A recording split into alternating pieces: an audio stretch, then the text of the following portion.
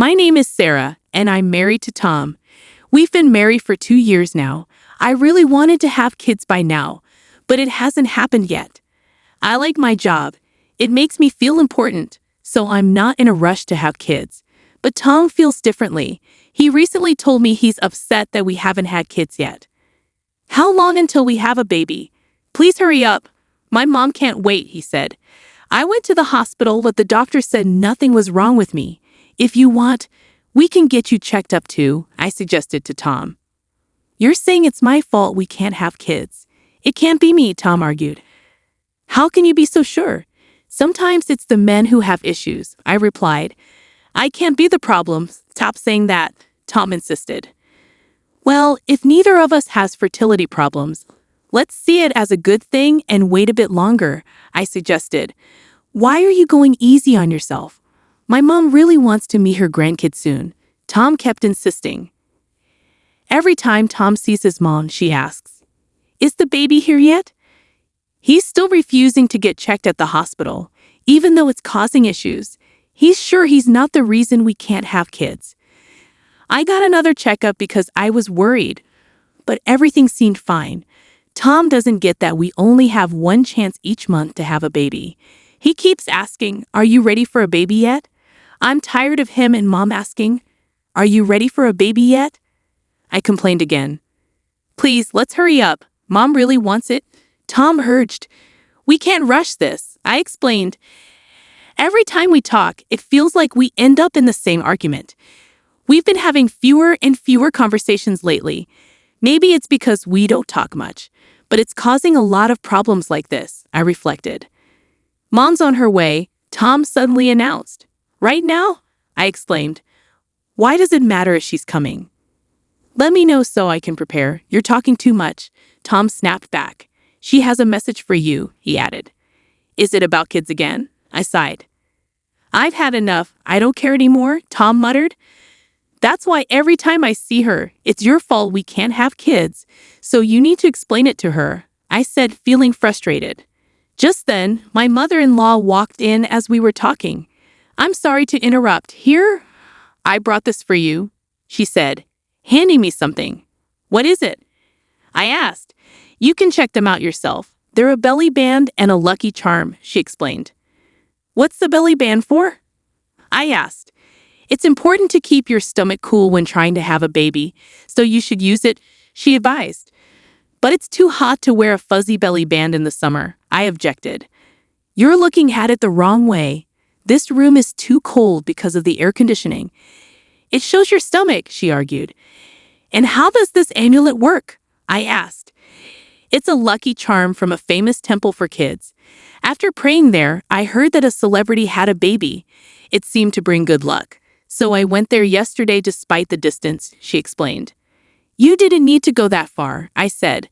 Don't worry, just because you're more relaxed about this, as I said before, I really want to see my grandkids. I went to the hospital, and it's not me, I repeated. Tom was sitting away from us, acting like he wasn't involved. Why haven't you gotten pregnant yet? My mother-in-law suddenly asked me. I'm not sure why you're asking, I replied. Why don't you try another hospital for a second opinion? Maybe a specialized hospital. I'll help you find one, she suggested. You don't have to do that. I'm sure it's not Tom, so I can only think it's because of you, I responded. Tom, who seemed like he wasn't paying attention, interrupted the conversation. Mom, don't say things that aren't necessary, he advised. Sorry? My mother-in-law stopped talking suddenly. I think a package will be delivered by courier tomorrow, so please accept it, she said. I just wanted to give you this today, so I'll leave now. My mother-in-law announced before leaving me with only a belly band and a lucky charm for the baby. The next day, when the package arrived, I couldn't help but laugh inside. Were all sorts of good luck charms for having a baby. Your mom sent me a package. What was in it? I asked Tom. Pomegranates, herring roe, and peaches, he replied. Why did she send those? I wondered. All three are seen as lucky foods that are supposed to bring good fortune for having kids, he explained. I get it. Mom really wants to see her grandkids, I thought out loud. I understand she's excited, but it feels a bit overwhelming, Tom remarked. Why are you talking about Mom like that? She's genuinely thrilled about having a grandchild, Tom defended. Don't you feel pressured too? I asked. Yeah, but I'm not worried. It's not my problem, it doesn't concern me, he replied. What do you mean, it doesn't concern you? It's our issue because we're together, I argued. It's your problem that we can't have kids, so no. It's not my concern, he retorted. It feels like it's my fault that we can't conceive, even though the hospital says there's nothing wrong with me. So why don't you go to another hospital for a thorough checkup like my mom suggested? I proposed. Why don't you ask her to help find a good hospital? He suggested.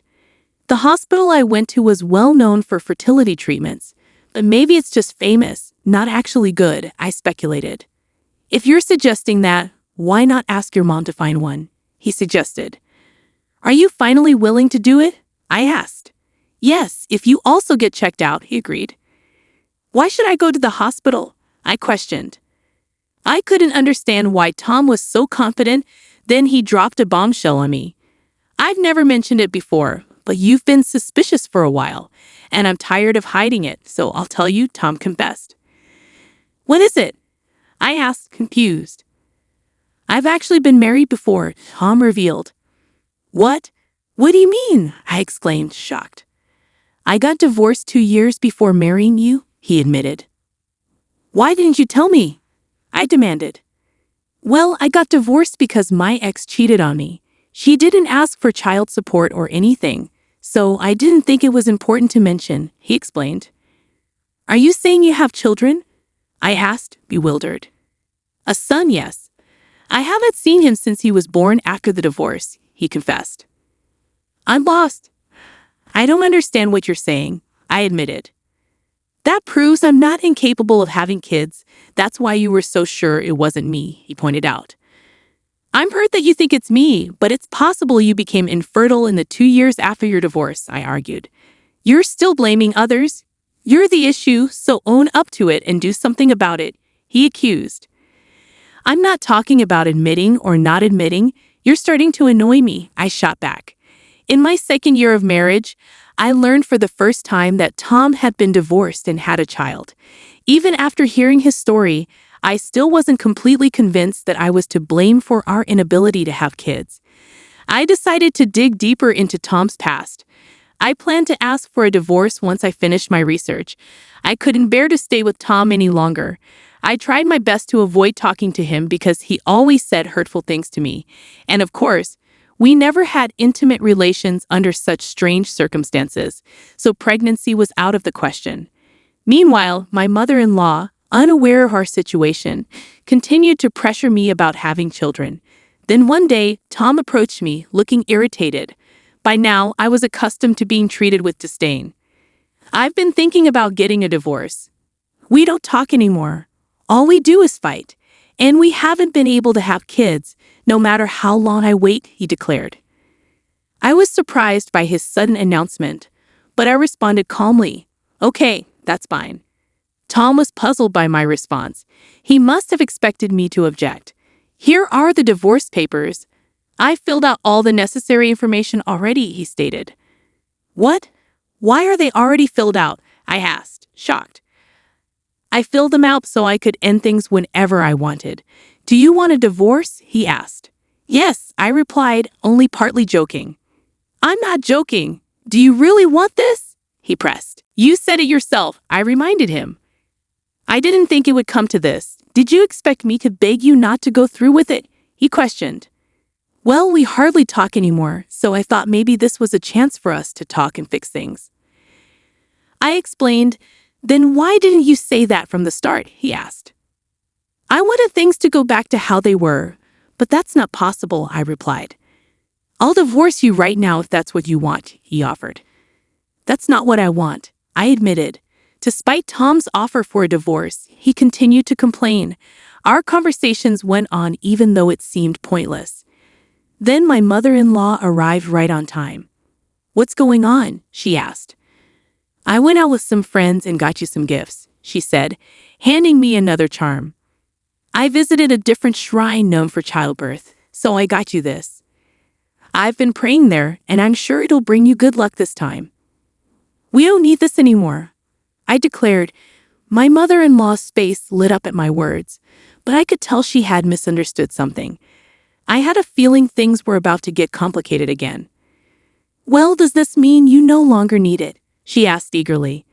Finally, I guess it's because of all my efforts. I'm so relieved, she exclaimed. That's partly right. We need to go back to show our gratitude, she suggested. We? I asked, my mother-in-law before me looking happy. Tom stood beside me silent, avoiding eye contact. I knew my next words would disappoint my mother-in-law. What is it exactly? Please don't tell me you're about to say what I think you're going to say, she urged. We decided to get a divorce, I announced. What divorce? I thought you were expecting a baby, she replied, shocked. We were just talking about it. Is this a sudden decision? She pressed. Not really. I've been thinking about it for a while, I explained. Are you leaving because you can't have kids? She speculated. No, that's not why I'm divorcing him, I clarified. Well, if you can't get pregnant, maybe it's better for him to divorce you and marry someone else, she suggested. It would be his third marriage, not second, you know that, I reminded her. I found out recently his ex-wife got pregnant soon after they divorced, she revealed. Okay, I responded, feeling a mix of emotions. So I can only assume you're to blame. If you leave, I'll feel relieved, Tom's mother asserted. I understand. Tom has always been popular with women. I'll find someone soon. Hopefully, our next meeting will bring better news, I replied. Well, if you've made up your mind, get divorced soon and let you two sort out the rest, my mother-in-law declared before leaving, unaware of the whole truth. Once she left, Tom and I continued our conversation. Let's file for divorce right away. I want to start a family soon, and I realize I don't enjoy spending time with you anymore. Let's just get it over with, Tom suggested. Then do it quickly, I replied, handing him the papers to fill out. All I have to do is submit them. By the way, you'll have to leave the house when we divorce, I informed him. What? Why? Tom questioned. I've been making mortgage payments, have you forgotten? My parents paid off the loan and bought this house outright. You were just repaying my parents' loan, I clarified. Oh, so you're leaving because of this, Tom realized. We did have quite a bit of money saved up, he continued. I don't have any money saved, but didn't you see you had around 10 million? I reminded him. That's the money I saved before we got married, so it's not included in the property division, he explained. Right, I confirmed. Well, it doesn't matter, you're starting a new chapter, he remarked. Yes, and I'm also going to sue you and your mother for emotional distress, I declared. What? Why? Tom asked, surprised. For all the hurtful things you said to me, treating me like I'm defective, I explained. But it's true, Tom argued. Do you really think I'm the reason we couldn't conceive? I challenged. It's obvious I have a biological child, Tom insisted. That's when I revealed everything to Tom, shocking him. It turns out your child from your ex-wife might not be yours, I revealed. What are you talking about? Tom asked, bewildered. I got curious about Tom's past after learning about his previous marriage, so I decided to look for clues in his house. Eventually, I found a picture, I explained. Tom tends to hold on to old memories, and I found a few tucked away in a drawer in his work desk. I continued. I looked up his ex-wife's name on social media and found her profile right away. From there, I learned more about who she was. Isn't this your ex-wife? I showed him a screen from social media. Tom looked surprised, but I wasn't shocked. Is the child in this picture really yours? I asked him. Tom seemed puzzled. I continued with my story. This child clearly looks foreign. I was looking at your ex-wife's social media, and her husband is from another country. I'm not familiar with him. It seems he's living abroad, I explained. I divorced my ex-wife quickly because she cheated on me, but before the divorce, she got pregnant and claimed it was our child. I'm pretty sure it was his child, Tom admitted. Really? I asked. In any case, you don't have any biological children, I pointed out. Could I be the reason you can't conceive? Tom wondered. That's unlikely. I went to another hospital, and my body was fine. I'm going to get checked out too, I replied. Will you drop the divorce and go through treatment with me if I'm the reason you haven't been able to conceive? Tom asked. Why would I do that? I've already filled out the divorce papers. I'll file them tomorrow, I replied. Don't say that. I still care about you, Tom confessed. You don't enjoy being around me, do you? You'll find someone new soon. Just as your mother predicted, I remarked. Let's discuss it again, Tom suggested. I'm filing for divorce tomorrow, and I want you to pack your things and leave this week, I insisted. Oh no, Tom muttered. You wanted a divorce, didn't you? I reminded him. I'll talk to my lawyer about alimony.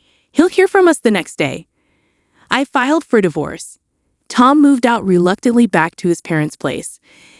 It seems Tom hasn't told his mother that he might be the reason for our infertility. She's been pushing him to remarry quickly after the divorce, hoping for grandchildren. If he does remarry, I feel sorry for his next wife. His mother will probably pressure her too for not having children. Since the divorce, I've thrown myself into my work. I sold the house Tom and I shared for a good price and repaid my parents the money they lent me, as well as the alimony received from Tom and his mother. Now, I'm living in an apartment. I've started dating a coworker who was supportive during my divorce. We were friends before, and now we're living together. If I marry this man, I hope we'll be blessed with children and that I'll find happiness again.